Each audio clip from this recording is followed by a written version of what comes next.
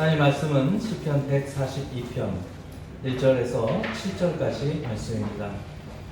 시편 142편 1절에서 7절까지입니다. 한 절씩 우리 교독하겠습니다. 내가 소리내어 여호와께 부르짖으며 소리내어 여호와께 간구하는도다.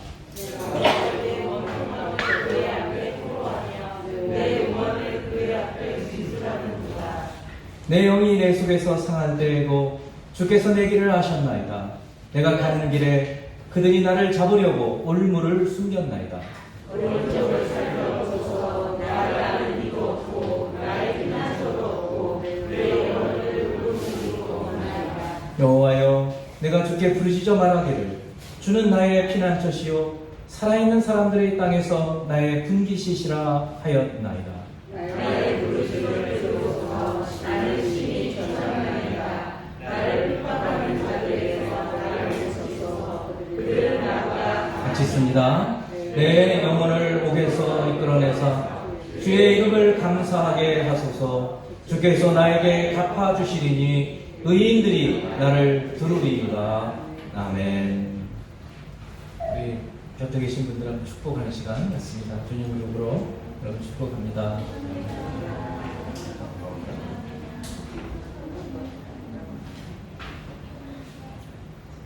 여러분 억울하고 속상하고 원통한 그런 일을 당한 적이 있으시죠? 없는 분은 한 명도 없을 줄로 압니다. 혹시라도 지금 바로 그런 일을 당하고 있다면 오늘 주시는 말씀이 하나님께서 여러분에게 주시는 말씀입니다. 또 이미 그런 경험이 있거나 또 앞으로도 그런 일을 당할 때 그리고 오늘 이 말씀을 잘 기억하고 있다고 한다면 하나님 주시는 지혜로 이런 억울하고 원통하고 원망스러운 그런 일을 당할 때 어떻게 사는지 삶의 지혜를 얻게 될 줄로 믿습니다. 그런 억울하고 정말 속상하고 원통한 일을 당할 때 여러분 뭐를 하시나요? 소리 지르나요? 소리? 잘 하시는 거예요. 소리 질러야 합니다. 근데 문제는 사람한테 소리를 지르지 말고 하나님께 소리를 지르시라는 것입니다. 오늘 1절을 보면 내가 소리내어 여호와께 부르짖으며 소리내어 여호와께 간구하는도다. 이렇게 소리내지 않으면요 화병 생깁니다. 이 건강에 안 좋아요. 그러니까 하나님 앞에 소리를 질러서 여러분 원통함을 불쌍함을 아뢰고 응답을 받는 저희 되기를 바랍니다. 정말 우리보다 훨씬 우리가 당하는 것보다 비교가 되지 않게 그런 아주 고난 가운데 곤경 가운데 이 원통한 일 가운데 있었던 한 믿음의 선조가 오늘 어떻게 살았는지를 이 시편을 통해서 우리에게 알려주시는 것입니다. 이 시는 다윗이 굴에 있을 때 지은 마스길 곧 기도라는 제목을 갖고 있어요. 성경책 보면 142편 해놓고 그 작은 글씨로 그렇게 써있죠. 다윗이 굴에 있을 때에 지은 마스길 곧 기도. 이 말을 미루어서 볼 때 이 시가 곧 다윗의 시고 또 다윗을 막 잡으려고 하는 사람들을 피해서 다윗이 굴에 숨어 있을 때 지었다는 말이에요. 어린 이스라엘 역사를 통해서 사울 왕이 그의 부하들과 함께 다윗을 잡으려고 10여 년을 쫓아다녔던 것을 잘 알고 있습니다. 아둘람 굴이라든지 엔게디 굴 같은 데에서 숨어 있다가 사실은 사울 왕을 죽일 수도 있는 그런 기회에도 포착했었던 것을 우리는 알고 있어요. 그런 가운데 그런 어떤 때에 이 시를 지었다. 이 노래를 하나님께 기도를 했다. 그런 얘기입니다. 2절에서 4절을 보면 내가 내 원통함을 그의 앞에 토로하며 원통하다는 거예요. 지금 내가 뭐 잘못한 것도 없는데 왜 나를 이렇게 못 잡아먹어서 하니까 원통함을 그의 앞에 토로하며 내 오한을 근심 걱정이 많은 거예요. 그의 앞에 진술하는도다. 내 영이 내 속에서 상할 때 속상한 거예요. 영이 상하는 거예요. 지금. 주께서 내 길을 아셨나이다. 내가 가는 길에 그들이 나를 잡으려고 올무를 숨겼나이다. 이 사울의 신하들이 덜쳐놓는 거죠. 올가미를 만들어가지고 어디로 가는지 다 밀고 가도록 그렇게 해서 오른쪽을 살펴보소서. 나를 아는 이도 없고 나의 피난처도 없고 내 영혼을 돌보는 이도 없나이다. 어디를 보아도 다윗을 도와주는 사람이 없다, 그런 얘기인 것입니다. 성도 여러분, 여러분에게도 야, 이러다 큰일 나겠는데 이런 순간이 있지 않습니까? 네, 저에게도 그런 때가 있었어요. 야, 이러다가 망하겠어, 큰일 나겠어, 그러면 갑자기 두려움이 오죠. 두려움뿐만이 아니죠. 보통 우리의 이 마음은 그런 일이 생기면 어떻게 하느냐면 그 마음을, 우리의 분노를 좀 쏟을 그런 상대자를 찾게 됩니다. 그러니까 그 사람을 향해서 미움이 또 막 일어나요. 저 사람 때문에 이런 식으로 두려움과 미움, 이런 것들이 마음속에서 막 들끓기 시작을 하는 것입니다. 이런 때 우리가 믿음을 가진 하나님의 사람이라고 하는 우리가 무엇을 어떻게 해야 되는지 오늘 이 짧은 시편에서 하나님은 우리에게 알려주신다는 것입니다. 지난주 우리나라를 떠들썩하게 하고 국민들을 충격과 참담함으로 몰아넣은 박원순 전 서울시장의 죽음이 있었습니다. 그분이 신앙이 있었는지 잘 모르겠어요. 하지만 그가 그 마지막 결정을 내릴 때까지 얼마나 괴롭고 또 고통스러웠을까 좀 생각을 해보게 됩니다. 젊은 시절에 무슨 여러 가지 좋은 활동들을 많이 했더라고요. 또 이렇게 보니까 그런 것을 통해서 결국 그 서울시장이라는 또 굉장히 긴 기간 동안 3번이나 당선이 되어서 높은 자리까지 올라갔는데 이 성적인 시험은 피할 수가 없었는지 이런 비극적인 결말을 보게 된 것입니다. 우리 모두가 사실은 여기에서도 교훈을 얻을 수가 있습니다. 박 전 시장뿐만 아니라 공교롭게 거의 동년배, 저하고도 비슷한 나이 또래인데 어떤 노회찬 씨라든지 정두원 씨라든지 이분들은 다 경기고등학교 출신들이에요. 소위 KS죠. 서울대나 경기고를 나와서 서울대나 고려대를 나온 이런 유명 인사들의 허무한 죽음을 보면서 이 말씀을 듣는 저희는 우리를 돌아봐야 됩니다. 나는 지금 어떤 길을 걷고 있는지, 복 있는 사람의 길을 걷고 있는지 아니면 죄인의 길을 걷고 있는지. 죄인은 그렇지 아니하며 악인은 그렇지 아니하며 오직 바람에 나는 겨와 같다. 그분이 꼭 악인이다 죄인이다 이게 말씀을 드리는 것이 아니에요. 다만 우리를 돌아보게 한다 그런 얘기. 여러분, 복이 있는 사람은 악인들의 꾀를 따르지 않습니다. 복이 있는 사람은 죄인의 길에 서지 않습니다. 그리고 복이 있는 사람은 오만한 자들과 자리를 함께하지 않습니다. 그리고 복이 있는 사람은 여호와의 하나님의 말씀을 즐거워합니다. 그리고 복이 있는 사람은 그 하나님의 말씀을 주야로 묵상하는 사람입니다. 이것이 하나님이 우리에게 정의를 내려주시는 복이 있는 사람 정의. 여러분, 사실 생각해보면 시련이 없는 사람은 아무도 없습니다. 여러분 볼 때 저 사람은 너무 부러워, 아무 걱정도 없을 것 같아. 그렇지 않습니다. 아무도 시련을, 이 고난을 피할 수가 없어요. 누구도 이런 시련을 피할 수 없다고 한다면 시련을 맞이하는 자세와 태도를 우리가 배워야 합니다. 이것을 오늘 이 시편을 통해서 우리가 배울 수 있습니다.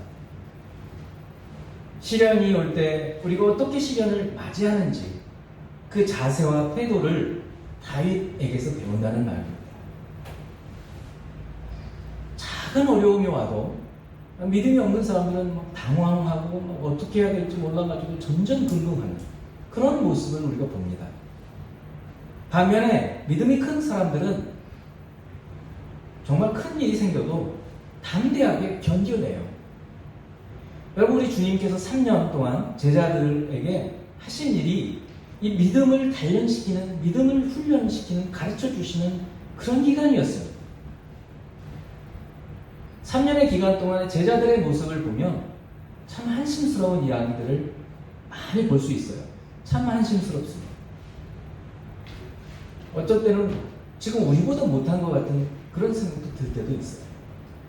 풍랑이 있는 바다에서, 귀먹은 그리고 벙어리 귀신 들린 아이 앞에서, 많은 사람들, 많은 문제들 앞에서 주님은 사실은 그 사람들의 병과 문제들을 치료해 주시기도 하지만 옆에 있는 제자들에게 가르쳐 주시는 것이었어요. 믿음이 작은 자들아, 어찌하여 두려워하느냐. 주님은 풍랑이는 그 배에서 주무시면서 죽겠다고 소리를 지르던 제자들에게 믿음이 작은 자들아, 왜 두려워하느냐, 이렇게 말씀하셔요. 아니, 그 풍랑이 있는데 두려워하지 않을 사람이 어디 있다고 그런 말씀을 하실까? 이것은 우리에게 믿음을 가르쳐 주시는 것이죠. 시련은, 그러므로 시련은 우리의 믿음이 얼마나 자랐는지를 테스트해주는 시험지입니다. 여러분은 신앙생활을 이제 어느 정도 하면서 이런저런 일들이 생길 때, 어떡하지? 당장은 다 오늘 이 다윗처럼 너무나 원통하기도 하고, 너무나 우한, 근심 걱정이 생기기도 하고, 억울하기도 하고 합니다. 그러지 않은 사람이 두려움도 생겨요. 그러지 않는 사람은 아무도 없어요. 대신 그 다음에 우리가 무엇을 어떻게 하느냐, 그걸 보면 이 사람의 믿음이 얼마나 성장했는지를 알 수 있다는 것입니다. 다윗은 원통하고 억울하고 속상한 이런 시련을 당할 때 무엇을 했습니까? 부르짖었어요. 소리를 질렀다는 거예요. 그런데 누구를 향해서 소리 질렀다고요? 사람한테요? 아니에요. 우리 보통 사람한테 소리 지를 때가 있어요. 엄한 남편한테, 아니면 아내한테, 자식들한테. 앞으로는 이 말씀을 기억하고 여러분에게 어떤 큰 일이 닥쳤을 때 하나님께 부르짖는 저와 여러분이 되기를 축원합니다. 1절, 2절, 그리고 5절, 6절을 보십시다. 내가 소리내어 여호와께 부르짖으며 소리내어 여호와께 간구하는도다. 내가 내 원통함을 그의 앞에 토로하며. 자기 부하들한테 야, 나 너무 원통하지 않냐? 왜 왕이 저런데? 이러지 않았다는 거예요.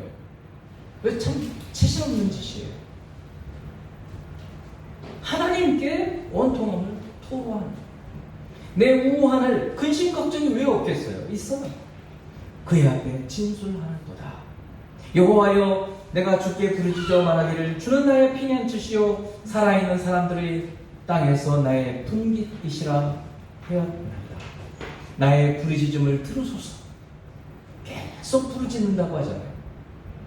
이건 의도적이지 않습니다. 우리한테 이렇게 부르짖으라고 하는 것입니다.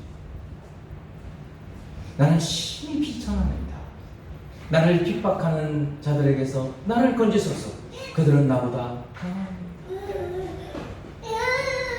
여러분, 모든 사람들이요, 시련을 당할 때 이렇게 부르짖지 않습니다. 그렇죠? 어떤 사람이 부르짖을까요? 믿음이 있는 사람. 여러분 한번 생각해 보세요. 여러분의 삶에서 큰일을 닥쳤어요. 지난주에도 어떤 일이 있었어요. 큰 일이든 작은 일이 어떤 일이 있었어요. 그때 여러분이 어떤 행동을 취하나요? 주여 하는지, 아니면 왜 이래? 이렇게 하는지 돌아보는 것이죠. 히브리서 11장 6절. 믿음의 좌표예요. 믿음이 없이는 하나님을 기쁘시게 하지 못하나니 그 다음부터 중요합니다. 하나님께 나아가는 자는 두 가지를 믿어야 해요. 첫째, 반드시 그가 계신 것, 이 하나님의 실존하심에 대한 믿음이에요. 여기 앉아 계신 분들 중에 하나님의 실존하심에 대한 믿음이 없이 앉아 계신 분은 없을 거예요. 무의미하죠. 만약에 그런 분이 계시다면. 하나님 계시는 거예요. 살아 계시는 거예요. 하나님이 계시는 것과 두 번째, 이 믿음은 다 있어요. 근데 이 두 번째 믿음이 이제 필요한 거예요. 그에게 나아가는 자들에게 상 주신다는 거예요. 이게 뭐예요? 기도하면 응답해 주신다는 거예요. 그에게 나간다는 거예요. 하나님의 은혜의 보좌 앞에 나간다는 거예요. 그러면 하나님께서 우리의 기도를 들으시고 응답해 주신다는 거예요. 이 믿음을 가져라는 거예요. 다윗은 이 믿음이 있었어요. 살아계신 하나님에 대한 믿음이 있었어요. 또 그가 하나님께 기도하면 하나님께서 그의 기도를 들으시고 응답하신다는 믿음이 있었어요. 그래서 이렇게 부르짖는 거예요. 시편 150편 전체 중에 73편이 다윗의 시예요. 다윗만 기도할까요? 우리도 기도해야 되죠. 여러분들이 하나님께서 우리가 하나님께 나아가면 구하면 응답하신다는 이 믿음을 가지면 시련을 당할 때 하나님께 나가서 기도하게 되어 있는 것입니다. 이미 그렇게 하시는 줄로 믿고 있습니다. 더 그렇게 하시자는 거예요. 순간순간 5절을 보면 다윗이 하나님은 어떤 분이신지에 대한 그의 믿음의 고백이 나와요. 여호와여 내가 주께 부르짖어 말하기를 주는 나의 피난처시요. 숨을 곳이라는 거예요. 피난처. 또 그 다음에 살아있는 사람들이 이 땅에서 나의 분깃이시라. 이게 좀 어렵잖아요. 그래서 이걸 설명을 해드려요. 다윗이 하나님을 어떤 분으로 생각했는가?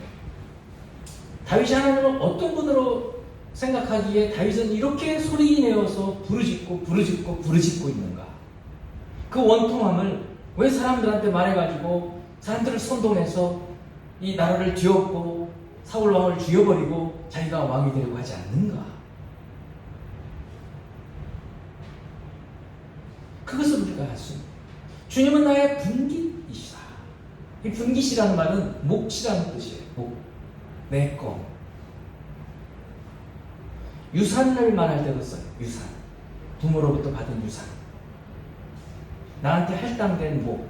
그러니까 이스라엘 백성들을 하나님께서 출애굽시키시고 광야를 건너서 가나안 땅에 정착을 하게 하시면서 땅을 12지파에게 분배를 해주셨습니다. 그 12지파의 땅들이 분깃이에요. 각 지파의 유산이에요. 우리에게도 우리의 몫이 있어요. 하나님 여러분에게 여러분의 분깃을 주셨어요. 그것이 무엇인가를 생각해 보셔야 돼요. 그런데 다윗은 지금 누가 자기의 분깃이라고 얘기하고 있어요? 하나님이 자기의 분깃이라는 거예요. 하나님을 자기의 분깃으로 받은 사람들이 있었어요. 누군가 하면 땅을 못 받은 사람들이에요. 누구죠? 레위 지파들이에요. 레위 지파들은 하나님께서 땅을 나눠주질 않으셨어요. 대신 12지파 사람들한테 하나님께 11조를 드리게 했고 그 11조를 레위 지파 사람들이 받았어요. 그래서 하나님께 바치는 그 11조가 레위 지파의 분깃이 되었어요. 그러면 레위 지파 사람들은 그 11조 받은 것 중에 또 11조를 드렸어요. 그래서 어렵고 가난한 사람들을 나눠줬어요. 그런데 이 다윗이 자기는 레위 지파가 아니에요. 그런데 하나님이 나의 분깃이라는 거예요. 자기의 땅에 유산이 있어요. 그것 별거 아니라는 거예요. 대단한 믿음인 거죠. 여러분 우리도 여러분이 가지고 있는 부모로부터 받은 유산, 그동안에 열심히 수고해서 집 한 채 가진 것 이런 것들이 분깃일 수 있어요. 근데 그거로 만족을 하시겠어요? 아니면 하나님이 여러분의 분깃, 하나님이 나의 유산, 내 목 이렇게 주장하시겠어요? 다윗이 이렇게 기도합니다. 대단하죠. 다시 말씀을 드립니다만 고난이 없는 사람이 없어요. 근데 고난이 올 때 우리가 어떻게 해야 되는가? 부르짖으라. 소리 내어서 부르짖어라. 자, 다시 1, 2절, 5, 6절을 소리 내어라는 거예요, 여러분. 지금은 코로나 때문에 소리 내어 기도하기도 어려웠어요. 옛날에 소리 내어서 기도하라 할 때는 또 안 냈죠? 또 지금은 또 소리 내고 싶죠, 갑자기? 지금 내지 마시고. 혹시 집에서 정말 억울하고 원통해서 못 살겠어요. 그러면요, 음악 크게 틀어놓고, TV 크게 틀어놓고, 소리내어 기도하시라는 거예요. 다윗을 부르시라고. 내가 소리내어 여호와께 부르짖으며 소리내어 여호와께 간구하노라. 내가 내 원통함을 그의 앞에 토로하며 내 우환을 그의 앞에 진술하는도다. 여호와여, 내가 주께 부르짖어 말하기를 주는 나의 피난처시오 살아있는 사람들의 땅에서 나의 분기시라 하였나이다.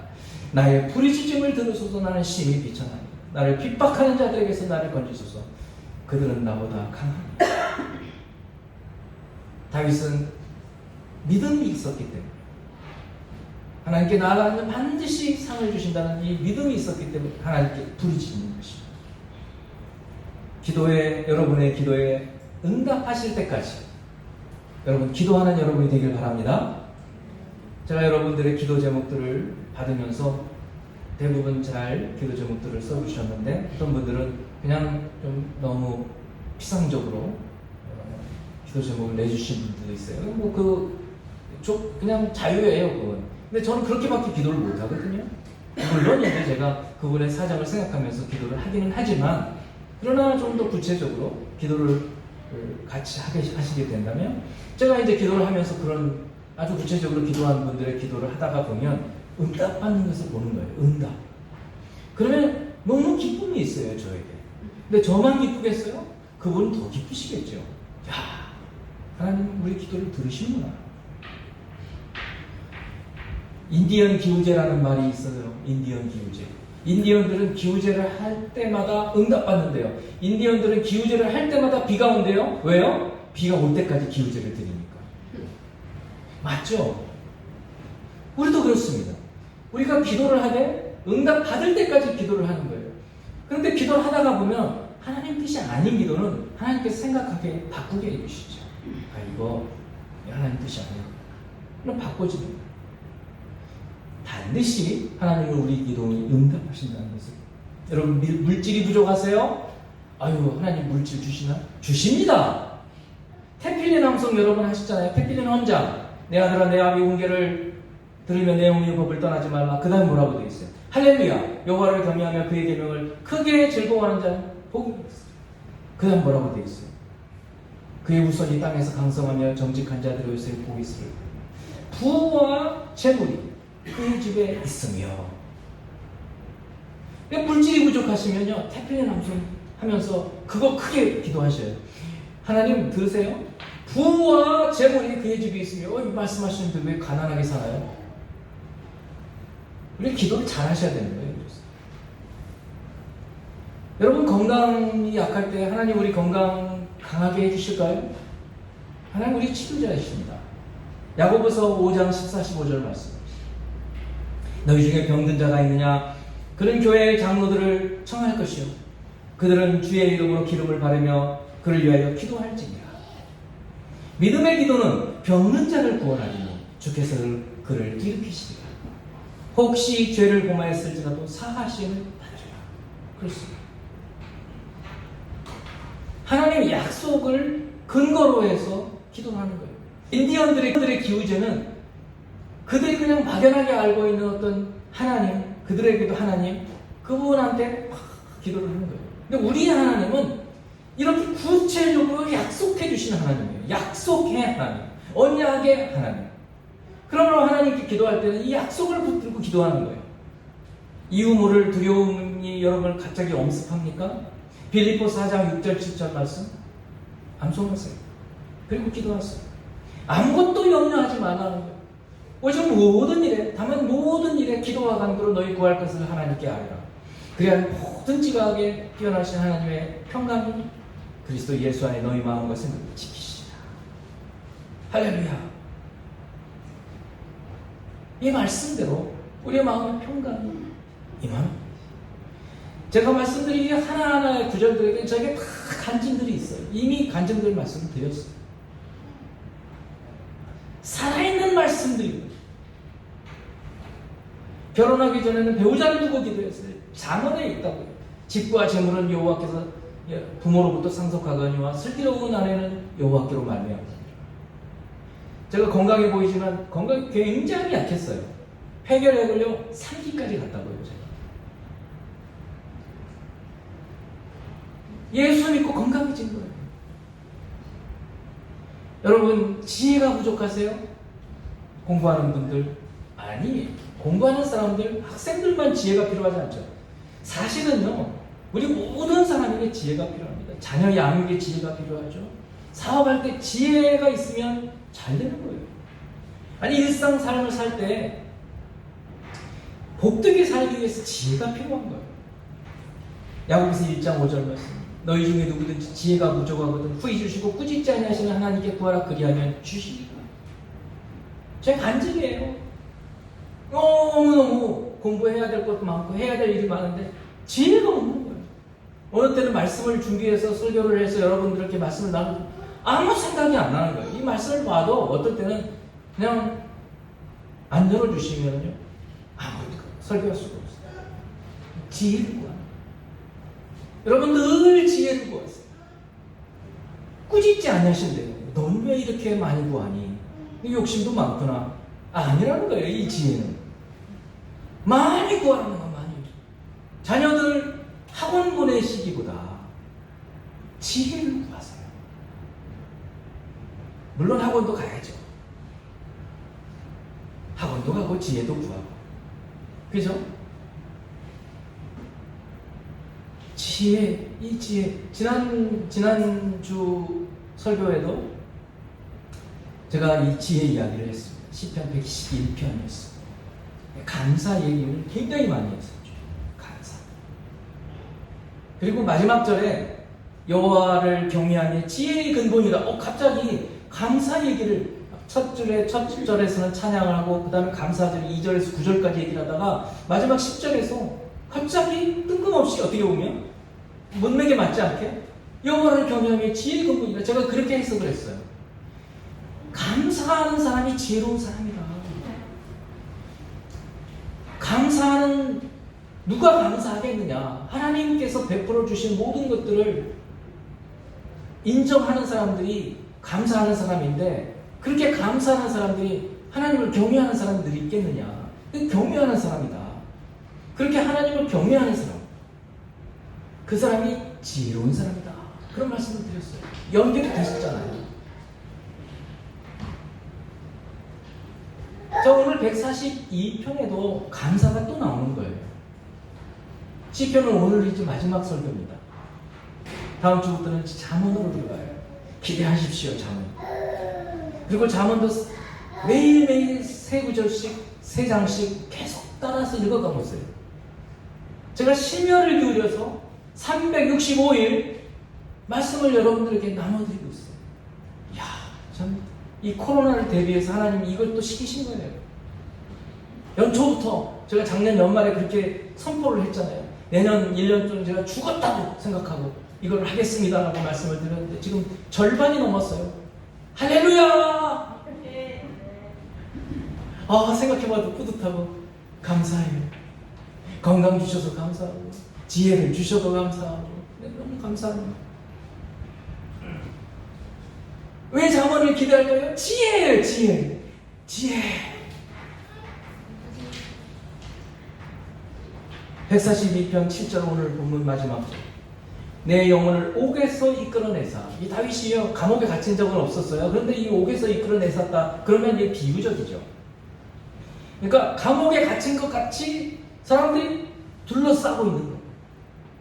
다윗이 흔히 종종 다니는 그 길목에서 기다리거든요.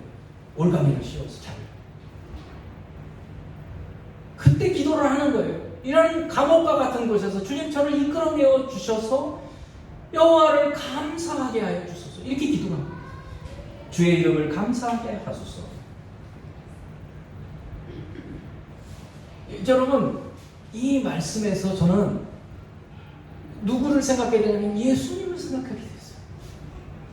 야, 이 다윗 대단하구나. 지금 이 사람은 굴에 있어요. 굴. 감옥과 같은 굴이죠. 그런데 이 사람은 나를 이 감옥에서 이끌어내어서 우리 여호와의 이름을 감사하게 하소서.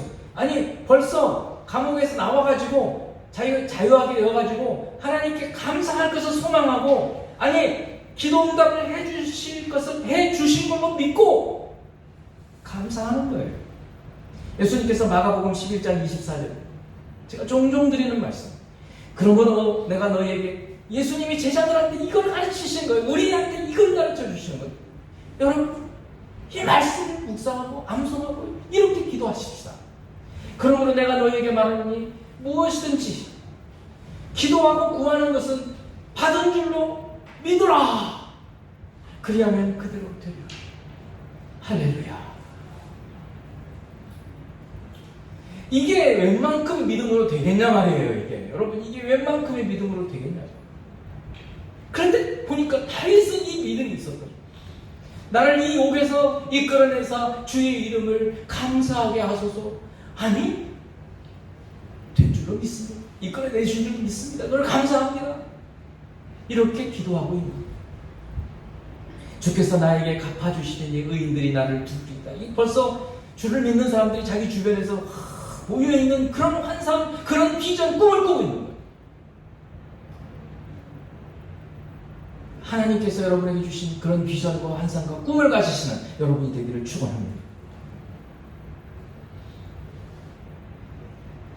성경책을 오늘 아까 말씀드렸듯이 142편 그 잘 옆에 보면 작은 글씨로 다윗이 굴에 있을 때 지은 마스길, 곧 기도, 이렇게 되어 있어요. 마스길이라는 말은 지혜시 혹은 교훈시라는 뜻이에요. 아하, 그렇다면 이 시는 지혜가 숨겨져 있어요. 제가 이걸 하부르타를 해본 거예요. 이걸 왜 지혜시라고 하지? 소리내어 부르짖고 기도시라고 하지? 원통합니다. 그 비탄, 애통시라고도 하거든요. 그런 시도 있어요. 종류가 많아요. 그런데 왜 지혜시, 마길, 마스길이라고 얘기를 했을까? 계속 생각해보는 거예요. 이게 하부르타죠. 그랬더니 이런 생각이 드는 거예요.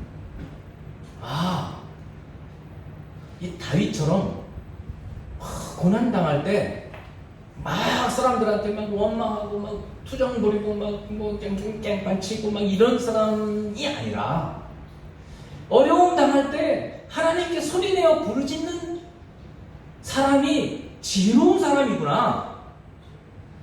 이걸 가르쳐 주는구나. 그런 점에서 마스길이에요.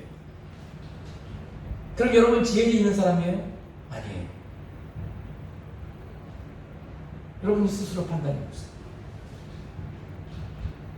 또 하나, 거기서 생각을 멈추질 않았어요. 그럴 수도 있지? 그렇구나. 또 생각해봤어요. 이럴 수도 있어요. 억울하고 원통하고 속상하고 끌어오르는 그런 때에 막 이렇게 소리내어서 부르짖으면 하나님 지혜를 주시는구나. 그래서 지혜시라고 그러는구나. 이것도 되잖아요. 이게 하부르타예요. 답이 하나가 아니에요. 여러분, 이런 경험이 있으세요? 견디기가 어려운 거예요. 답이 없어요. 꽉 막혔어요. 그런데 기도하러 갔어요. 기도하러 가서 기도를 하는데 번쩍 하나님 생각을 주시는 거예요. 맞아, 그런 길이 있었지. 이게 지혜예요. 그러니까 기도하면 지혜를 주시는 거예요. 이렇게 기도하는 사람이 지혜 있는 사람이에요. 또 이렇게 기도하다 보면 하나님 지혜를 주시는 거예요. 그래서 마스길이에요.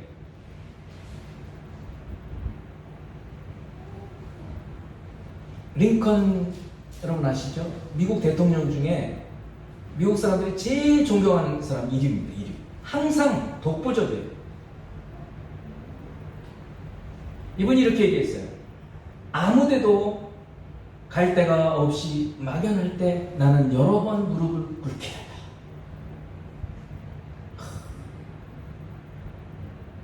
이 정치인들이 쉽지 않아요. 이 링컨이 얼마나 사방에서 공격을 당했는지 여러분, 대통령 링컨이라는 영화도 있었어요. 결국 총 맞아 죽잖아요. 아니 노예 해방이 이게 쉽게 됐겠어요? 그 노예들을 갖고 목화 산업을 하고 있는 그 남부 연합체에 있는 사람들이 자기들 재산인데 그냥 순순히 풀어줬겠어요? 가만뒀겠어요? 죽인 거예요.